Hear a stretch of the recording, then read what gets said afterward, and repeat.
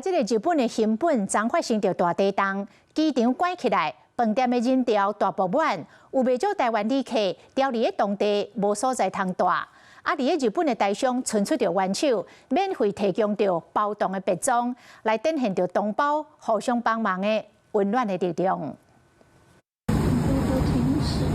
新聞大地震的當下，民眾實來是一秒鐘攏坐袂牢，攏衝去外口空曠所在坐咧，以防後一波的地震閣再來。賣場內底店頭每一位是攏空囉嗦，人客攏走了了。賣護照的賣場員工嘛緊急應變。然後商場我們在看窗簾的時候，店員是直接把我們推到那個就是床鋪區。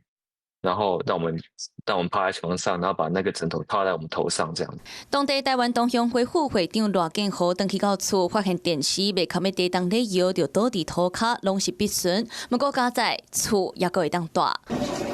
不過大地震互新本機場暫時關起來，飯店攏客滿，無所在通去的旅客就近佇咧避難所的塗骹度過這困袂路眠的暗暝。佇咧新本的台灣旅客佇網絡頂懸講，規家口也無飯店通住。當地台灣人真緊着留下來鬥相共，講因兜離機場閣有車站攏真近，願意開車去載因到厝裡來過暝。但這邊當地的有一些就是說有開餐廳的、開民宿的，他們都願意說提供這些免費的一些服務。